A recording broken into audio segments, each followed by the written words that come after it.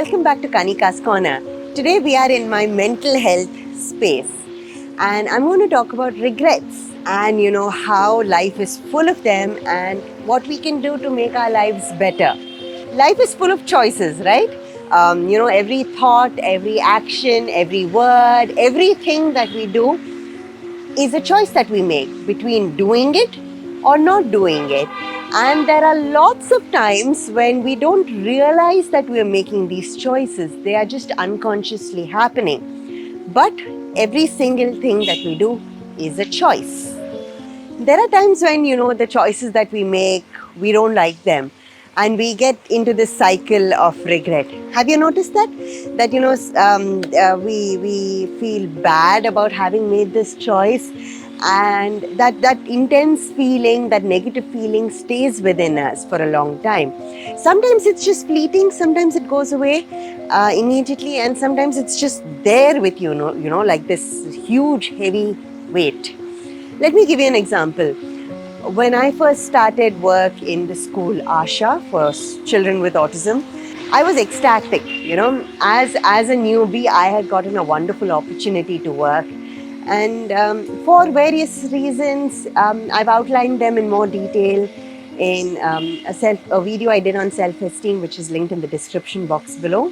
What happened was that I missed out a whole bunch of opportunities of learning new things, of becoming more skilled at different things. I just completely missed them out. And I realized that only after I left Asha, after working there for 5 years. And it hit me so hard that, oh man, what did I do? I really regretted it. And I was thinking about it so much and just thinking about what I missed out that I nearly missed another work opportunity. And when I noticed that happening, it was like, hey, put a full stop on this. Cut that cycle of thinking negatively. Look at what you're missing because you're stuck in the past. Look at your present. Look at the opportunities present now. Don't regret another thing and don't make the same mistake again because you're stuck there and thinking about what I was regretting about what I didn't do. So that was the biggest lesson for me, that we can regret our choices, we can definitely regret our actions, but what we shouldn't do is stay in that regret and miss out what's going to happen next. I've had a host of psychosomatic issues over the last 20 years. And, my parents have been through a large part of that struggle with me, being my worst possible self with them, and therefore them seeing, the worst of everything that can happen. And you know what? Through all of that, of course, they wish that I didn't go through all that trouble, but never once did they sort of make me feel like you are a burden, right? They didn't make me feel like they should not have been going through this with me. That was amazing. And so what that helped me realize was that I should not regret what was happening in our lives or the sort of issues that I had that had sort of taken on to my parents as well, but rather enjoy the relationship that we have, be in the present and enjoy what we have now and not worry about what happened previously. If I'm going to be doing that all the time, then am I not missing out on what is beautiful and joyful in this moment? Let me give you another example of another life event I had. My paternal grandmother was a full of beans, full of life person. And at the age of 85, she came with me to the airport to drop me off. I was going to Scotland to finish my master's. And she wanted to come on that, that long car journey to drop me off. And I was really annoyed with her. I was like, Pati, you stay at home, you finish your jobs, you relax. Why do you want to strain yourself? I was like, no, I want to come. And rather than, enjoy the conversations with her during that car ride, I sat there grumpily and giving her curt answers. Now, I didn't know at that point, of course, we don't know, but that was the last time I spoke to her. 2 weeks later, she passed away. And I was in Edinburgh and I couldn't come back for her funeral. So, I hated myself for the fact that I wasn't nice to her that day. And I kept replaying the way that I was talking to her. That conversation was there in such vivid detail. And it stayed like that for so many years. It was incredible how intense that emotion was, and how strongly, those memories would come back and pull me down. They would just keep doing that. They would just sort of like, anytime I was thinking of Pati, this memory would come in and it would overshadow anything else that I had. But I guess, it took a few years for that emotion to slowly ease off, and, I didn't feel like I was being throttled by my throat by those memories. A good thing that did happen out of it was I started enjoying what time I did have with my remaining grandparents. So, while this emotion was still strong, it helped me realize that I should enjoy every moment I have with my grandparents, because you never know what will happen. You never know when will happen. And not just with my grandparents, but, with family and friends.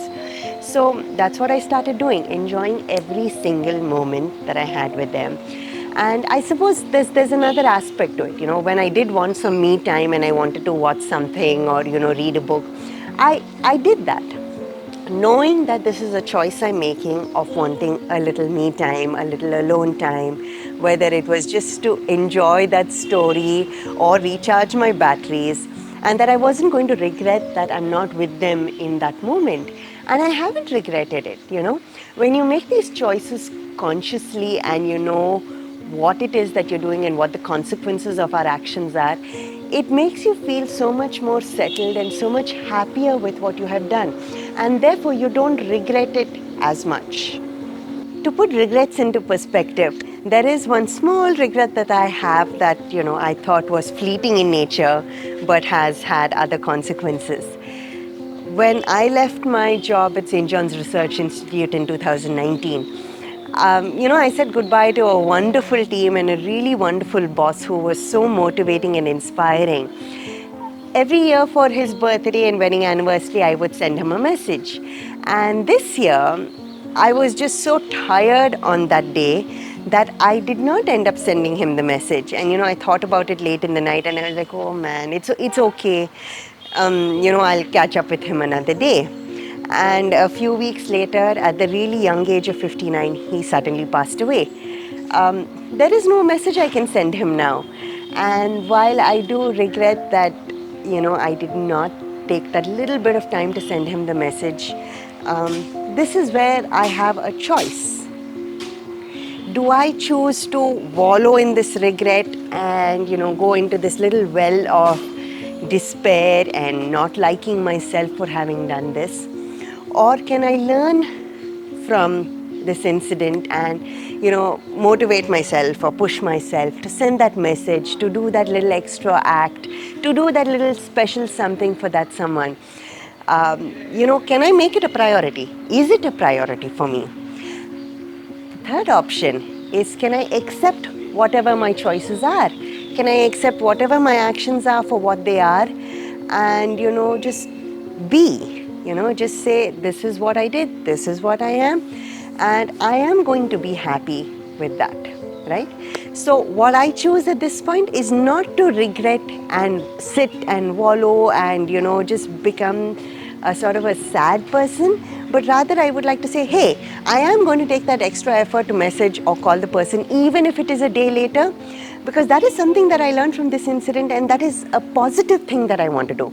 I don't want to sit there and just say, oh man, this is what happened. Let's do something about it. There's a very popular saying, it's better to do something and regret it rather than not do anything at all. What would you like to do when you have a regret? Are some regrets motivating enough to push you and make yourself better? Or are some regrets sort of so difficult to deal with that you fall into that cycle of sadness and despair? Is there then this, thought or action that can help you break this cycle and come out of it and make yourself a better and happier person? What do you think? Do let me know in the comments section. Thank you for watching this episode on Kanika's Corner, and please subscribe.